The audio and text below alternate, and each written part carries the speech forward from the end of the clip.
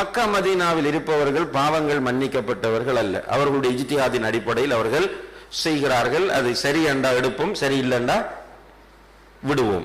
எங்களுக்கு எங்களுடைய உலமாக்கள் கற்றுத்தந்தது என்னென்றால், உதாரணமாக இமாம் தஹபி என்று சொல்லக்கூடிய ஒரு அறிஞர், பெரிய ஒரு ஃபேமஸான இமாம். இப்னு தைமியா என்பவர் அவருடைய ஆசிரியர். இப்னு தைமியா என்றது மிகப்பெரிய ஒரு இமாம். அந்த இமாமை பற்றி இமாம் தஹபி சொல்லும் போது, இப்னு தைமியா ஹபீபுன் இலைனா, இப்னு தைமியா எங்களுடைய விருப்பத்திற்குரியவர், வலாகின்னல் ஹக்க அஹப்பு இலைனா மின்ஹு.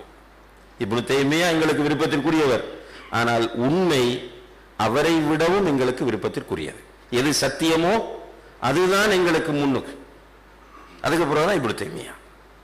ரைட்? இதுதான் ஒரு முஸ்லிம் உருவாக்கப்பட வேண்டிய அடிப்படையாகும். நம்ம தனி மனிதர்களில் தங்கியிருந்து தனி மனிதர்களை வணங்கவோ வழிபடவோ வேண்டிய அவசியம் இல்லை. குர்ஆன் சொன்னாதான் எங்களுடைய அடிப்படை என்பதை புரிந்து கொள்ளும். குல் இன்னமல் இல்மு இன்தல்லாஹ் வ இன்னமா